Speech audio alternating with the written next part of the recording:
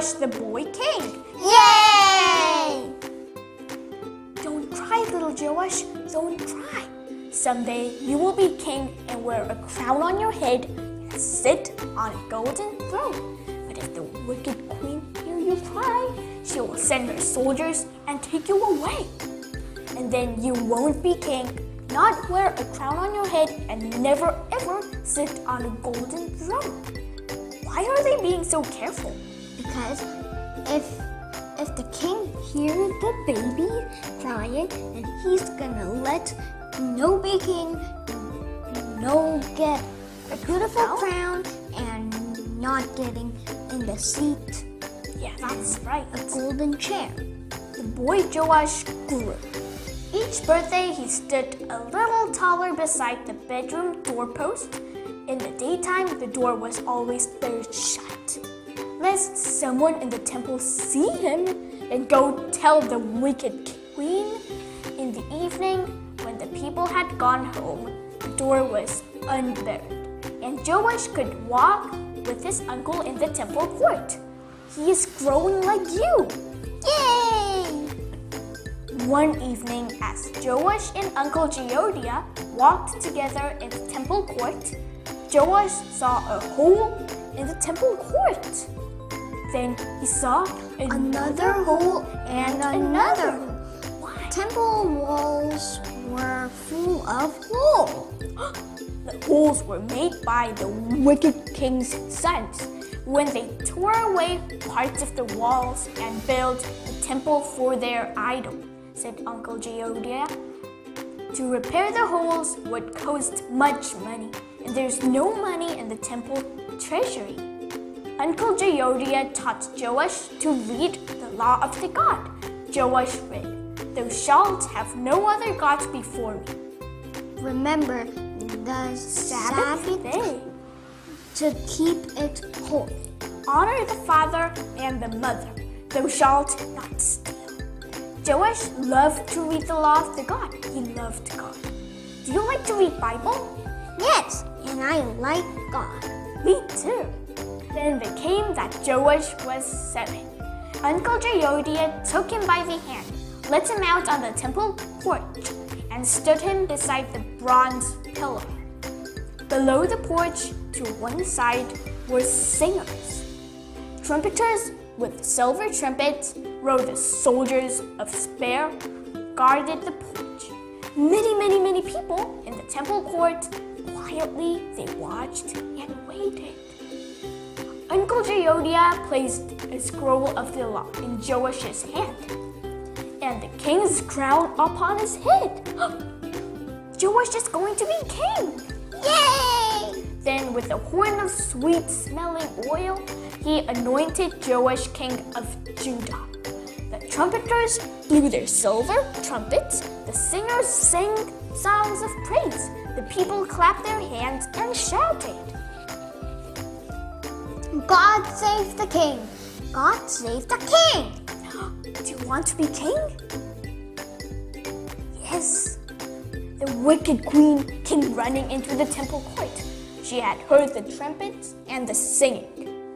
When she saw the boy king standing beside the pillar, she told her clothes and shouted, "Treason! Treason!" She commanded the soldiers to take away the boy away, but the soldiers took her away instead. The people lined up in a long procession. Soldiers, singers, and priests. The trumpeters led the way, out of the temple gate and down the streets to the king's palace. They carried the boy king, Joash. The palace would now be his home. Slowly, Joash walked up to the palace easel. He climbed the steps to the golden throne. The throne was very large, and his foot did not reach the floor, but he sat as straight as a king. Again, the trumpeters blew their trumpets, the singers sang, and the people shouted, "God save the king! God save the king!" To be king was a big task for a boy. He would need Uncle Jehoiada's help for many years. King Joash remembered the holes in the temple wall. would he get the money to mend them? He sent throughout to land and collect coins. But the men spent the coins on their own houses. Then Joash thought of a different plan to raise money.